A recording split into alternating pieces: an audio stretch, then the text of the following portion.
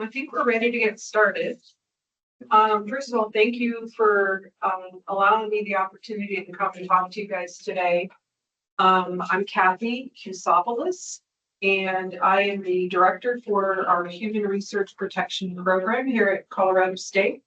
Been part of Colorado State for coming up on 4 years, and I grew up here in northern Colorado. I went to Loveland High School 150 years ago. Went to college in Boulder, did my nursing degree at the Health Sciences campus and at CU, and spent most of my career in healthcare, health systems, working in a variety of leadership positions in compliance, hospital, healthcare, research compliance, and running human research protection program, most recently in a large health system in Indiana, not IU. So my goal today is to give you all some really basic understanding of things that really will impact how you interact with an IRB office. How many people students in the room and does people understand what an IRB is?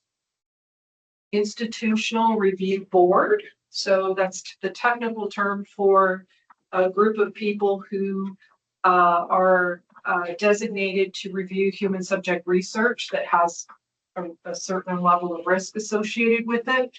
We use that term very, I would say, generically to describe the office, the protocols. People say, well, I have to do an IRB, and it's really not a thing. It's you're submitting an application to an IRB office, but that's okay. We'll work through some of this. So I want you to walk away today with a basic understanding of what a human research protection program is and how to interact with our office. What's required if you're going to do a submission into our office, and what's your responsibility after a submission. That's the important part, right? So let's start with the Human Research Protection Program. This term didn't come about until I would say around 2015 or so. This term is really meant to describe an overarching program that an institution or an organization puts around the topic of human subject research. Okay, so I'm going to give you sort of some information from our website, but I'm not going to read that in detail. Basically, it's a programmatic approach to protection of human research participants that includes things like looking at it from the legal perspective, looking at things from risk perspective, looking at things from working with other compliance offices. We often see things come into our IACUC, which is our animal review committee, that also have a human component. So we collaborate and articulate between the different compliance groups. And we look at this really in a programmatic way. Radiation safety is an example. If you're going to receive ionizing radiation as part of being a participant in research, we want to make sure that you understand what amount of amount of radiation you're about to receive, so that you can make a decision if you want to participate in something like that. So it's really a programmatic, I call it like an umbrella. And I really think we all, as employees, as faculty, as students, we have an obligation to, really fully understand what our role is in this and how do we conduct research to the highest standard, ethically and equitably. So those two words are very different things, and we'll unpack this a little bit. Our mission, again, is to safeguard the health and the welfare of human research subjects by ensuring that their rights, their safety, and their well-being are protected.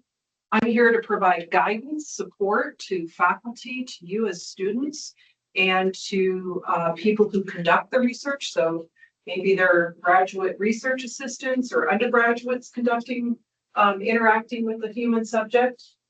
I'm here to ensure that we are compliant with the regulatory framework that we are beholden to. We receive, I think, was it last year, we received over half a billion dollars, so 500 million or more in research expenditures here at CSU. And a good chunk of that had some human research component connected to it. So with that those federal funds coming in, we have a registration with the Office of Human Research Protection, which is under the umbrella of Department of Health and Human Services. It's a lot of acronyms. DHHS, we have a registration with that office that says we, CSU, will follow federal regulations. And if we don't, we're at risk of losing all of it. So we take this this responsibility quite seriously, and we try to identify and mitigate risk wherever we can in terms of our exposure as an organization to not having that kind of registration. Our institutional official, person who's responsible for that registration, is Cass Mosley. You know, Cass joined the CSU community, I think it's coming up on 2 years. She's done a beautiful job and is very supportive of our office. I'm supposed to provide you with timely, high quality education, which I hope to do, timely reviews, high quality reviews of the research, and also to monitor. That's one piece that here at CSU we've been missing for some time, and I'm going to be implementing that here in 2026. So for some projects, I may reach out to you and say, hey, I'd like to do a quality check. Let's collaborate. Let's talk about it. Let's see where the gaps are. And it helps us understand where our gaps are. And it may help you learn more about what we can do. Okay. Some of our duties, we talked about this a little bit. I'm also here I have to educate and find qualified committee members for our full board committee. We do that. So I'm going to start with some really basic things, because if you don't fully understand this is where people get stuck. And as students and grad students, this is typically where I see the most questions. So interrupt me, ask questions, ask me for examples, whatever, if it doesn't make sense, because I'm going to translate from the Code of Federal Regulation language into common language, because we speak a different language. And sometimes that gets people confused. So what is a human subject? Is a blood sample a human subject? Anybody know? Any guesses? If I give a blood sample to a researcher, is that a human subject? I think it is. I think I've seen people who've had to sign off. Yeah. So yes, the short answer is yes, it can be, if it's identifiable.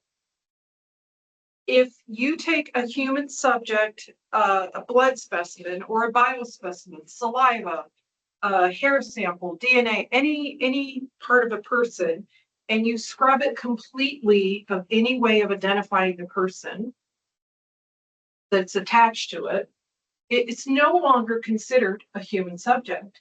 So I get this question a lot, because people will say, hey, Kathy, I've got a collaborator over in wherever. They have a biorepository of whatever material, and I want to do an analysis. And my first question is, how are you receiving the materials, and is it identifiable, right? So if those materials are completely devoid and you're not reconnecting the person to the specimen, it's no longer considered a human subject. You don't even need to talk to me. I mean, you can, if you'd like to, you can talk, but it's not necessary. Okay, we're going to talk about that. Go ahead. No, I think it's a really good point. And I was going to ask you about that is if we're using, there's the collecting, data, and there's using data. So from what I understand, what you're saying is if we're using data that came from humans, but you're not the one collecting it, and it's not identifiable, we no longer retrieve that as human subject. If you have a data set that's coming to you that's completely, completely scrubbed, so to speak, it's not human subject So, research. so for example, if we took data from Google that tracked how people typed in their phones. Yep. Even though that's all about how people type in their phones, it's no longer human subject because it's been scrubbed. If you have no way of reconnecting it to an individual, then no. So we're gonna dig into that. So most people think, and this is a really common misconception, is if I'm working with a human, let's say you're doing a survey. Well, I need an IRB. Well, not necessarily. So we'll talk about that. Okay, but you are interacting with an individual, but we're going to talk about what makes it require an IRB review. Okay, there's a distinction. And I don't want you to think that because we say the words not human subject research, that you're not doing research. You are. It's just we use that term to classify the review process. So it's a semantic thing that sometimes gets people mixed up. I'm giving you a really deep definition here, but let's just give you the Cliff Notes version of it. This is the human subject. So there's two components to when we do this kind of review. One is, are you working with the human subject as this per this definition? And then the second question is going to be, is it human subject research? Okay, so we look at those two things. So you can do an algorithm, and there's plenty of these out there on the internet and on DHS's website that takes you through these steps. But basically, it has to be an individual that you're interacting with, and you're using, studying, analyzing information or a biospecimen, right? For the purposes of the definition, the intervention, the interaction are defined, communicating, intervention meaning you're like taking a blood sample or you're you're interacting or intervening with an individual. But this is key. There's private information, right? So information about a behavior that occurs in the context in which an individual can reasonably expect that no observation or recording is taking place, and information which has been provided for a specific purpose by an individual, and that individual can reasonably expect will not be made public. For example, you go to your doctor. You have a doctor's appointment, you have a doctor's visit, they write a note, you have lab results. You have a reasonable expectation that that doctor's not publishing your medical record for the world to see. You're a student here at CSU. Your grades, your educational records are protected, and there's an expectation of privacy. So think about that. Private information. When is there an expectation of privacy from the person? That's important. What is considered identifiable private information? Private information for which the identity of the subject is or may be readily ascertained by the investigator or is associated with the information. Let's talk about that. If you have a cell phone and you have your location services on, and you are asking people to use an app for research, and their location is known to you, that location could be considered identifiable private information. And it's not that you can't do it, but just consider it. That's all I'm saying, right? Let's give another example. If you are, let's say you have a class I like to use the college example because we do this a lot at CSU. I'm an instructor in a class, and my class only has 50 people in it. And you're saying to me, well, Kathy, I don't know who anybody is. Well, you kind of do because it's small enough, and there's a reasonable probability that you could identify the person based on maybe you're saying, oh, this person's characteristics or whatever. And then, yeah, the same things apply for a biospecimen, okay? So if you can identify the person to the information that you're gaining, that is considered identifiable private information. Make sense? So that's where I'm coming from in terms of, you are working with a human subject if it's identifiable. So when you scrub all of this off, and there are definitions of this, it includes IP addresses, it includes zip codes, age, a certain age, dates of birth and things. We can give you those definitions if you want. But that's when those things are not there, you're not dealing with a human. And if you're not dealing with a human, you shouldn't even come to my office. You don't have to. I'm giving you some examples here. Sorry, go ahead. Yeah, I mean, just following up on those last two slides. For example, we have a survey that we're carrying out, and we have like QR code cards that we just drop on main polls for whoever gets it to go ahead and take the survey. We don't actually interact with people, and the survey doesn't ask for any personal information of any kind. It's just, do you own this? If you do, then go ahead and answer the questions. If you don't, free to stop the next one. Does that count as human? So Probably not. Probably not. I think if you are not interacting directly with the person or their private identifiable information. So if you start asking that person to give you their age, their sex, their like demographics, that we're going to look at a little bit differently, right? Because those things can identify people, right? So I'm giving some examples here, and there's a different thing. So students here at CSU, we do research a lot with our students. We have research that's being done to get us to be better at delivering education, which we'll talk about. But also we have like site pool, we have all kinds of student pools that students participate as subjects. There's a power dynamic there. If you're a student, especially, and I'm looking at grad students and I'm talking to them online, you all have invested a lot in being here. You've given your time, your career may be put on hold, or you maybe try to do both. It's a lot.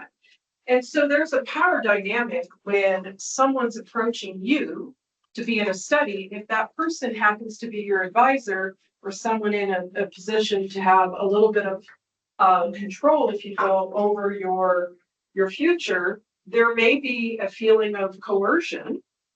And maybe it's not intentional, but it's truly there, right? We can't say that there's no power imbalance because it's there, right? So I think, being sensitive as a faculty member and as a student, knowing that other students, like, for example, really don't have to do your study, and students should have the autonomy to say no if they choose not to, right? Employees. I'm an employee here at CSU. I've been employed, at large health systems. I should have the autonomy to say whether or not I participate in something that is truly research, right? You can ask me if I want to participate, but you can't tell me I have to, and especially not as a condition of employment. That's not how research works, right? So I I put this other piece here, any living individual with whom you interact, again, it's that interaction intervention directly to the person or their identifiable information. I know this is getting really deep. So, now the question then becomes, okay, now you know you're working with a human because you're going to ask somebody more than what you, for example, were given on the example of the survey. So now I want to do a survey, but I want to know your demographics. I want to know your ethnicity. I want to know your race. I want to know your family history. I want to know, how you feel about certain things. Now we're going to get into whether it's human subject research. Okay. So research can take a variety of forms. So people would say, Kathy, I want to do a focus group. I want to study a focus. I want to use a focus group to answer my question. That if you're collecting that information, that identifiable private information from that focus group, then yes, it's research, surveys. So this is a question that holds or hangs people up quite frequently. Definition of research that is subject to an IRB review. Not saying that you're not doing something that is groundbreaking and solid and publishable and all of those things. That's a different conversation. But in terms of what tips it over into needing an IRB to look at it, right? Is the information a systematic investigation, R&D, testing, evaluation, and all those concepts? Is this something that is designed to get to generalizable knowledge? What is generalizable knowledge? If I do a survey of this class and I ask you, hey, you guys, I just gave you this presentation. These were my learning objectives. Did I meet those objectives? Can I widely generalize that to a population of people who were in this class today and who didn't hear this talk? No, right? So think about that. And this is where the regulations allow for people to do quality improvement, quality evaluations, right? So if you're a professor here and you want to evaluate your course and your course content and you want to use that to improve, that's not human subject research, right? But if you do a survey that sends out 2,000 surveys to a group of people, that when you analyze it, you're able to publish it in a peer-reviewed journal, and you're able to take that finding and apply it widely beyond the walls of CSU, beyond Colorado, beyond the small component, then yeah, we should be looking at it. Does that make sense? If people get really hung up on this. Dissertations, are those widely generalizable? Probably, could be. They get published, right? Most time you're going to put it in a repository, you're going to publish it, you're going to potentially submit for journal publications from it.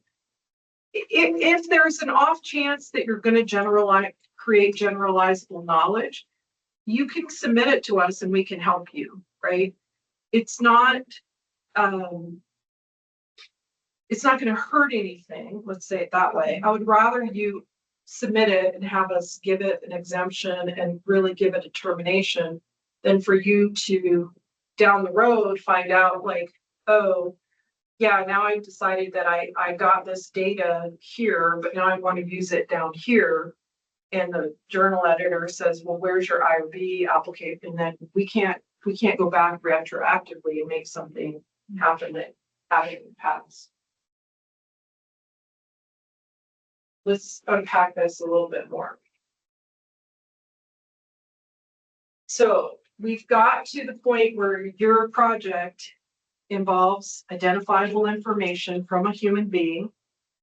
that it's going to be used to widely, to create generalizable knowledge, meaning you're going to publish it, you're going to do presentations, you've got an abstract at a conference, you're going beyond your classroom. If you're doing something that's beyond the scope of for an individual class, now you know you have to come to the IRB office. And it's, oh, go ahead. Oh, sorry, Kath, Yeah. I'm just thinking of future listeners to this, in future semesters. I think one area that we touch on in systems engineering quite a bit is expert requirements.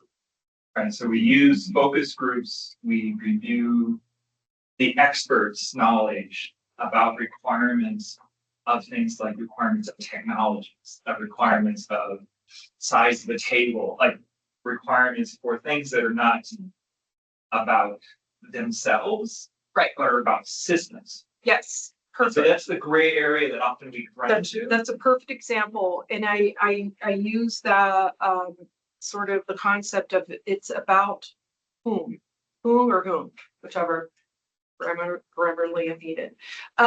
So are you asking about the person, or are you asking them about a thing? If you survey people and ask them about the requirements of their job or their technology or whatever it is, and you're not collecting their name, their email address, any of the information that's about the person, and you're only asking them this, right? You may need these things to talk to them, and you have access to that, but that's not what you're analyzing, right? You're doing your analysis about the thing, not about the person. Where we would get involved is if you said, how do you feel about this? What do you think about this? How do you deal with this? What are your thoughts? You know what I mean? So it's more about whether it's about the person or about the thing. It gets blurry sometimes. It does get blurry. It gets blurry. And so if it's really cut and dry, where you're like, I'm sending out through Prolific or, a third party, I'm doing a third party, we see a lot of these where they use a service, right? That has a pool of people. They used to have what they had it on Amazon for all the MTurk thing. I don't know if they still do that, but there are people who serve in the capacity to be surveyed, right? And there's no way for CSU researcher to reconnect to that person. And so we get a lot of those requests like, okay, is this subject to IRB review if you exempt them? But yeah, so it's about. Yeah, I like that. I think question. Yeah. Your opinion, which of the following apply, kind of says about them. Yeah. Opposed to. If you're really asking just the technical components, describe the organization you work for. Describe, if you have, options for them to select. But when you start saying, how do you feel about your boss? Or where people might provide you with an answer that says, maybe my organization feels like this, but I feel like this. And if that got released and known to their employer, could that potentially, you would just want to, the person should know that you're going to ask that type of question, and they might have the option to skip that question. It's not that you can't ask it. Yeah, right. And so those kind of gray areas, what I'm hearing is that it's still not bad if someone submits an IRB review, even if it turns out to be that it's not about them. Right. You're okay with that then? Yeah, I'm okay with that because I'd rather you err on that side and me say to you, you know what, you don't need to submit this, than to have you come down the road and have somebody come back and say, oh, why didn't you do that? It's not, reading the application is not difficult for us. Like, so. Anybody online? Is that making sense to folks? Do you have any examples you want to throw out that you want me to speak to? Sure, I have an example. Sure. So if I'm going to survey people from various companies to ask them about whether they've adopted additive manufacturing technology and what do they see as impediments to adopting additive manufacturing technology, and would that require IRB review if that's the only thing I'm asking them? And then I have a part B to that question. Does it make a difference if I personally interview those candidates or if I hire a professional survey company that would guarantee anonymity? So I would never know who they actually talked to, but I would get a summary of what they discovered. Does that make a difference? Yeah, it does. I think because in the second scenario you described is more like the prolific example I gave, which is a third-party survey company that basically you give them a set criteria to say, I need adults in the US who have a history of working in whatever industry for X amount of time or whatever the requirements are. And then they blast the recruitment out to that cohort. And then you get those responses, but all you get is the responses. So that technically you could say is not human subject research from an IRB perspective. It's not to say that it's not an investigation, but because you're not interacting with or holding identifiable private information, it's no longer subject to an IRB. Does that make sense? Perfect sense. Thank you. That's exactly what I need to know. Thanks. Yeah. Yeah. The thing that gets tricky is if you're going to blend it. Say you're going to do some of that, but you also, because you have a professional network, right? You want to send an email recruitment out to your professional network, and then people are going to be responding directly to you with their information. I'd still do an IRB application for that because it would be better to have it for both. Like, even though the prolific part might not really require it, but do you see where I'm going with that? No, I do see where you're going with that, but based on what you said, then I will make sure I do. Okay. I hire a professional survey company, so I never have access to who answered. Yeah. Well, there's other benefits to doing that. And I'll tell you, one of the things that has been very interesting in the last year, I think, I find it interesting, is I have a fair number of researchers come back to me and say, hey, Kathy, I sent my survey out and now I'm getting bucks. They're getting, so especially if they have incentives, right? So if somebody's offering a gift card or something as a token, right? What's happening is those survey links are getting sent around the internet and you're getting inundated with false data.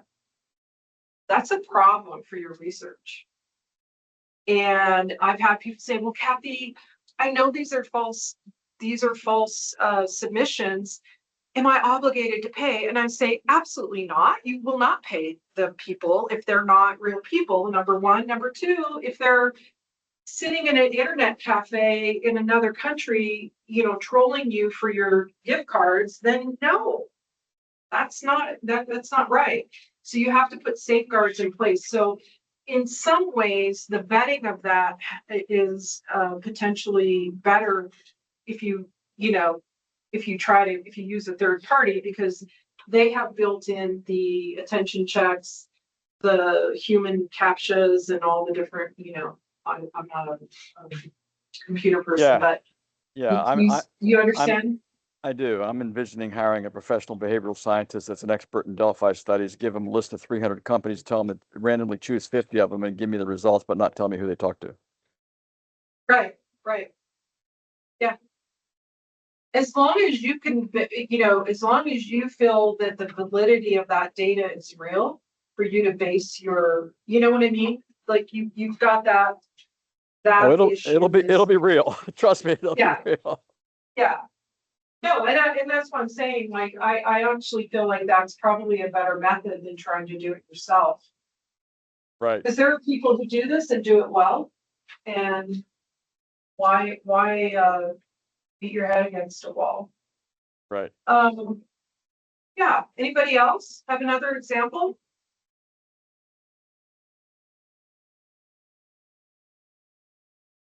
So I sent over a copy of the actual Belmont report, which is really not a hard document to read, but is a very important document because it's the basic core principles that we operate from in research with humans. There's really three components to it. I'm just going to touch on these. I'm not going to do my whole ethical, historical journey of where we got to how we got to an IRB. But I can tell you this report was published in 1979 and it resulted in the requirement of having an IRB. So IRBs have only been around, and I know I was around in 1979. But it's not that long ago, you guys, that we even had this. And there's a really strong reason for why this Belmont report got published, and it had in part to do with Nazi Germany and Tuskegee and syphilis experiments that were supported and sponsored by our government. So there's, if you're interested in this, you can dig deeper, but I'll make sure you get a copy of it just so you can understand. This will help you in some ways, hopefully, understand why we ask some of the questions we ask. So there's three concepts we're going to talk about. Respect for person is just that. How do I show respect for person? You ask people if they want to help you, right? That's a core thing. Like respect for person, you ask their permission. I think a lot of people, or not, I shouldn't say a lot. I think some people say, well, why do I have to get consent? And consent can look different. It doesn't have to be that you send them an 8-page document. Consent could be an email introduction that's very brief and hopefully gives them enough information to make an informed decision, but it doesn't have to be a giant, 15-page document that someone has to leaf through and read, especially for example search. Now, if you're doing full board research, that's a whole different conversation, and we're going to not go into that because that's not what you all are going to do here. So I'm going to stick in this exempt category. So, but respect for person is asking somebody permission and maybe giving them the option to not answer if they don't want. If I don't want to give you my age, let me skip that question. If it's really important to your research, then if they skip it and you can't use their data, then you wouldn't, you just would tell them, I can't use your data if you don't answer all these questions. What's justice? The concept of justice has to do with, is one group overly burdened with harm, or is one group receiving more benefit than another group? If I have a biomedical study for a new heart valve, I've been on some of those studies, that could potentially be groundbreaking and change cardiovascular care, but I only allow certain groups of people to receive that heart valve as part of their research. That's not justice, right? It should be open and, the benefits of the research potentially should be there for all, and the undue risk shouldn't be there for specific groups. Prisoners. We're going to talk about this, but prisoners have been subjected to undue burden of being studied in different capacities. So they're a protected group, and we'll talk about that. Beneficence. It's a big word, sometimes hard to say if I hadn't had enough coffee. Beneficence means you're doing the most good for the least harm. And we were talking about this before class. I said, it's not the role of the IRB to eliminate risk. Risk is okay. What the role of the IRB is to identify that and try to put the proper protections in. If a person decides to do something, if an adult wants to participate and they know that these are the risks, you just should tell them, right? That's also respect for person. Tell me what all the risks might be, even if you don't know what they are. We see it mostly in biomedical research, where we don't know. I've put patients on drug studies that were phase 1, phase 2, where we didn't know. And I'm having to hand person a blinded study medication and say, this may not help you, and we don't know how badly it might hurt you, but here's what we're going to do to follow you through. And I'm going to see you every month for the next 3 years, and we're going to do blood work, and we're going to watch you, and those kinds of things. That's biomedical research, right? So that's beneficence. No undue burden of either benefit or harm. Doing the best for the most with the least harm.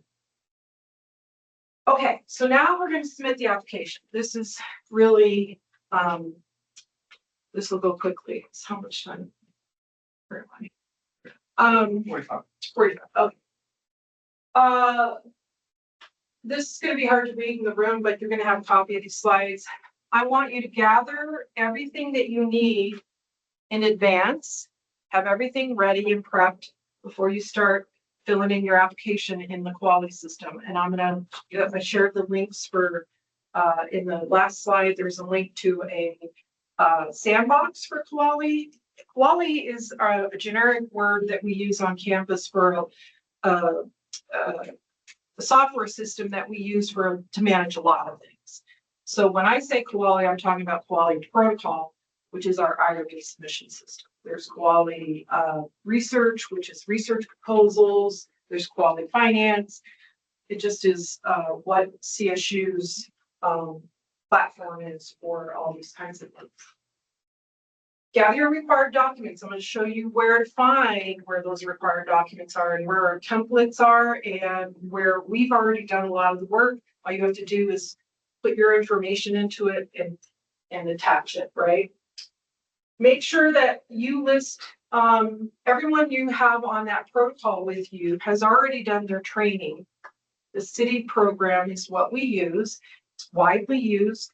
If you've affiliated with city or done city training for another organization, affiliate with CSU and all your training that's eligible will pull over. And we can talk through that if you want to do a thing like that. Undergrads and grad students are not, by policy, allowed to be in the role as a principal investigator in the eyes of the IRB. Why is that? Well, with our FWA being up there with OHARB, and we are asserting that we CSU follow certain standards and have certain requirements in place, it's important that we have somebody who is connected to and tied to this university in a very significant way have oversight. It doesn't mean that the advisor or the committee person, faculty member, they don't have to do the submission. The student can do all the work. It's that we want you as a faculty member to have at least awareness of and have some oversight to the fact that this is happening, right? I'm making assumptions as an IRB office that when I get something from a grad student, or well, rarely undergrad, but mostly grad students, that the advisor has looked at it and thinks it's a valuable thing to do. Like, I have to make certain assumptions. I'm not here to critique someone's science. That's just not who I'm not going to do that, right? I'm going to assume that the faculty advisor has found merit in what's being done. What I'm going to do is align what's coming in with what the exemption criteria are and see what category it may fit in. And if it needs more than that, then we'll address it. But that's where I come from in terms of reviewing these things. Most grad student projects, if not all, like I would say 99.99% fit into an exemption category. And when I use the word exempt, you're probably like, Kathy, what does that mean? So we're going to talk through those a little bit. Couple other things. This is just me being the person that I am. Please write your application in a professional tone. Think about this. You are writing to a compliance office here on campus. I want a professional tone. I want full sentences. I want you to spell check at least. please, and thank you. Proofread prior to submitting. If I've given you templated information and it has instructions in it, you're not going to hand that to a research participant. How embarrassing. Like, you want people who are receiving your materials to look at it and say, this is well done. This is coming from CSU. I want to help. If they get something that has spelling errors in it, misinformation or things that are confusing, you know what's going to happen to it. It's going to go in the trash, because that's what I do when I get something like that. Not in the IRB office, but I'm just saying in general. Make sure that when you put something in our application and you say, I'm going to do this, that your other materials match what it says. Don't be inconsistent. Give us some time to review it. We usually are done. 10 days is long. We're under that. I sometimes get things turned around the same day, but if I have a complete, well done submission, it's in and out, because you have given me all the documentation I need to be able to review it. Okay. Few hard and fast things about exempt categories. You cannot exempt research that involves prisoners as the subject. We have our sociology department does a lot of work around incarceration and environments of incarceration. If they're talking about the prison and the prison environment, that's not what I'm saying. It's when you are interviewing, when you are interacting with a prisoner, a person who is currently incarcerated, I cannot exempt it. It doesn't mean you can't do it. I just need it at a different level of review, which require written protocols and everything. So, children, the age of majority in Colorado is 18. If the person you are talking to is under the age of 18, you should not be enrolling them in an exempt study unless I've given you a specific waiver, right, based on the risk. Children are protected under the Code of Federal Regulations. I get it. You may be here at 17. You may be acting as an adult, but in the law in Colorado is 18. So how do you verify that? You ask people. If someone lies to you, I can't control that. Like, I hope they don't, but somebody might say, well, I'm 18, and they represent that they're 18.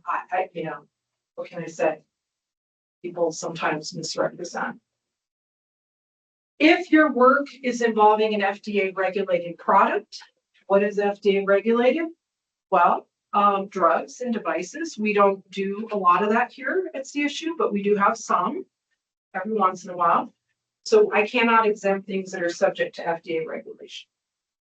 Okay, we're going to breeze through the categories. Getting close here.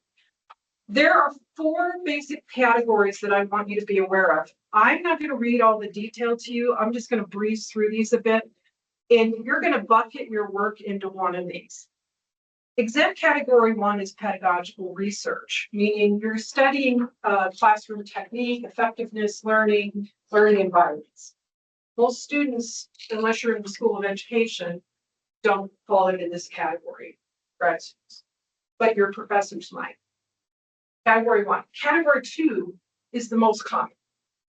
Category 2 is surveys, focus groups, interviews, anything where you're doing what the person online was describing, if they were doing the actual, interaction, is the or observation of public behavior. So if you go to, we've had this, you go to Bonnaroo and you observe people, how they're doing whatever they're doing. So exempt category 2 is the most common. And there's a couple things that would bump it up to a different level of review, a limited review. One thing is if what you're asking the person is going to put them at civil, criminal, reputational, psychological harm, we would do an additional level of kind of a review above what we normally do. Can anybody give me an example right now of something that would put someone in that category, if you were asking? For asking them to speed. Yeah, if you're asking them to break the law, I mean, that's just a little. Trying to think of what we do that maybe.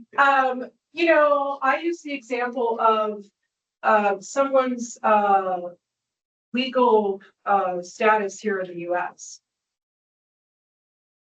If you are a Somali immigrant right now, and I want you to participate in my research, how are they being treated right now? And it changes. And I think about these things, you guys. When I read these protocols, I put myself in that place of a person who doesn't have any obligation to help us with our research. I get that you're grad students and you're working on this dissertation. This is so important and it's great. But these people don't have to do that.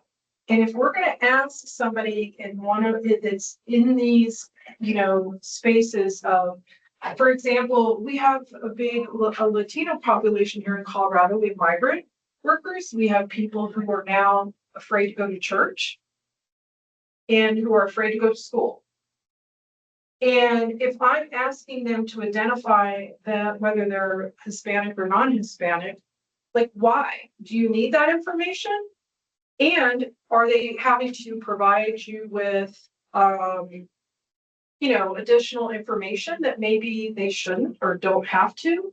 So think about it. That's all I'm saying. It's not that you can't. It's just, these are the things that I think about that, people should be sensitive to. So it may bump it up if I find something in it that is kind of sensitive. Sometimes you ask people questions about their suicide ideation. If you do that kind of work, you may ask somebody a quality of life question that involves suicidal ideation. If you're asking that question and someone's actively suicidal, you should offer somebody assistance, right? We get those studies, guys. That's what we're asking. It's not that you can't ask it. I just want to know what's going to happen if someone shares something like that with you. What are you going to offer them, right? Okay. Exam category 3 doesn't happen frequently, but can. In the example, we have one, I don't think it's in this department, where they're driving a box truck. Oh, that's me. That's you. Yeah. I was like, yeah, I thought it was you. So the box truck example fits in the category 3. I think Cammie's she's got some comments for you. So it's a good study. It's interesting, right? But do you want to describe? Do you mind? Yeah, is that the one that's currently under review, or I have approval for right now? The one that's currently under review. That's interesting that you say it's exempt category 3, because I put in a full. Well, that would probably went expedited. I was thinking of the other one, but if you just give that example. Yeah, so that study, we're having participants drive around in Jeremy Daly's box truck on the real roads, and then we're doing a cyber attack on them. Oh, now no one can participate in the study that's in this room, but that's okay. And so they're like surprised by the cyber attack, but the cyber attack doesn't interfere with their ability to drive the car. It just makes the speedometer go down to 0 and the dash alert them quite a bit. And then you're measuring, because aren't you doing heart rate? Yeah, so we're measuring heart rate. That's why it went expedited. Yeah. Yeah, it's a cool study, but it's unique, right? So, and there's an element there potentially of deception, right? Like, do the participants get to know that, by the way, when you're driving the truck, suddenly you're going to lose the odometer or speedometer, right? So we'll talk more about that one, but it's a good study, right? And it's the kind of things that we ask may come back and you're going to say, what, you guys are crazy, like, I think sometimes, it depends on who's reviewing it, right? So if somebody's reviewing it through the lens of their own lived experience, like, they may review a little. Category 3 is if you're, we've had some of this, like, for example, observing people doing online gaming. Or in or in computer science, for example, we have a lot of experiments with VR. We want you to do a VR task, and we're going to analyze your reactions and your perceptions and whatnot. So things that you ask the subject to do where you're observing their behavior, right? So that might fit sometimes. And that's I guess that'd be like the cognitive sciences. We do a lot. Correct. Yeah. Exempt category 4 is, there's a lot of here, but basically this is the category that we talked about with the data set. So I'm going to receive a data set that has maybe some identification in it. You can do a what we call secondary use of existing data under exempt category 4 or existing biospecimens. So we can exempt it under category 4. If it came from healthcare system, which sometimes we do get, that was subject to HIPAA, and the organizations who's providing it has already waived the HIPAA requirement, that's a whole separate thing, but we see those sometimes. So those basic 4 categories. Category 2, guys, most of the time. You don't have to know what category, you just have to know the application type, because that exempt application is much easier than doing a full written protocol and everything you need. Okay, now you've gotten approval, you submitted in quality, and now what do I need from you when you've gotten the study, you're working on it? Couple things. When I ask you to carefully document consent of each paid person, what I'm saying is whatever you told us in the application, how you were going to document consent. It can be written, it can be verbal, it can be electronic. It could be that they click a yes in this survey. Yes, I agree. I just want to know that when you interacted with that person, however you told us you were consenting them, that's what happened.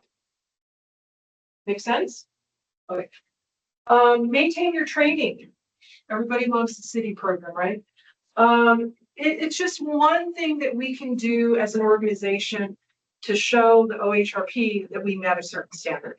I don't think it's the end all be all. I don't think it's the greatest thing ever, but it is what we have. If you change something, if you change personnel, if you change written materials or anything that you put in front of the participant, before you change it, submit it to us. We'll review it as an amendment, we'll approve it, and then use it. Okay. If you receive a complaint, I have a kind of a funny story with one of the things that came in the IRB inbox. There was, we have human dimensions of natural resources, right? That's a big department, grad students, and they were surveying hikers, and the gentleman that wrote to me said, hey, I got this survey and I want to give you some feedback. The question was asking about pooping on the trail. And I said, and so at first I'm, and I'm a nurse, so it's like, that doesn't bother me. I just was like, okay, that's not normal. And he didn't like the way the question, he didn't feel that the question was the right question, which is valid. Like, here's a person who's volunteering their information. But it was just kind of a little amusing to me that I was handling emails about pooping on the trail. And I actually got another one from another subject in that research. So I sent it to the grad student and said, hey, I want to make you aware that this is the feedback you're getting on your survey because, it's important for your data, for data validity. If people you're surveying are giving you feedback, we should honor that and respect their opinion on it. And I said, you might want to consider changing your survey question. I don't know. Okay, here's some good resources. Before you submit to the IRB, if you want to know what's on that application, go to the sandbox, this second koala thing, go to the sandbox and you can play in that. I don't recommend that you put your proposal in the sandbox because if you do that, you can, it doesn't cross over. Everything that happens in the sandbox is just that. It's just a practice. Our website has a lot of great material. Our IRB email address where you can send me questions about pooping in nature, and then the city program. Those are resources. What questions? Did this help? Does anybody feel like they learned something? Or did I confuse you more? That's gonna be good resource, please. No, okay. I did have one follow-up question, Kathy. In my former uni, we used to often separate the data from the collection intent. Now, let me explain what that means, right? And so Dean brought up an example of hiring a company to collect data. Mhm. We separated that from, I made a survey and then I asked a panel to get me respondents. So I don't know who those respondents are, Correct, right. but I'm still the collector. And so Okay. in those cases, we would still submit for IRB Yeah. because we're still the collector. If As you're, opposed to if I just gave like a list of requirements to some company and then they give you data. even if a third party is administering the survey on your behalf, it's about what's in the survey that's more important. So if you're receiving back identifiers that connect the dots to the person, then you're still what we call engaged. Engaged, exactly. That's a good way to. There's a concept of engagement because people say that this happens. It's frequently a frequent question that we run into that's kind of nuanced. So I don't have like really hard and fast things that I could throw out, for people. I have a collaborator at other university. That collaborator is doing this. I'm doing this, but I want to list them, right? And so the question then becomes, if I exempt your research, you have to understand that exemption really only applies to CSU faculty, students, staff, right? If that organization that other person works for wants to do, and they may do a different review, I think, we've seen some examples of that where they look at it and they say, absolutely not. We're gonna review it this way. They can use your materials to submit to their IRB. A lot of times we're congruent, like comorbid, we in comorb do, like University of Colorado. Comorbid and us have very tight relationships, and we often come to the same conclusions. But some organizations look at it differently. Some of them haven't really fully implemented the common rule change, which is kind of a problem. But I generally tell students that if you're developing the survey and you're sending that survey to someone to collect from you, you're still engaged. And it's still best to go ahead and submit an IRB. absolutely. Yeah. I'd rather you submit it and me say, hey, you know what, it's okay, you don't need this, than for you. And if you want to talk to me first, it's, I'm always like happy to, we have office hours, but you've got if you can spell my last name, you can find me. I'm just fine.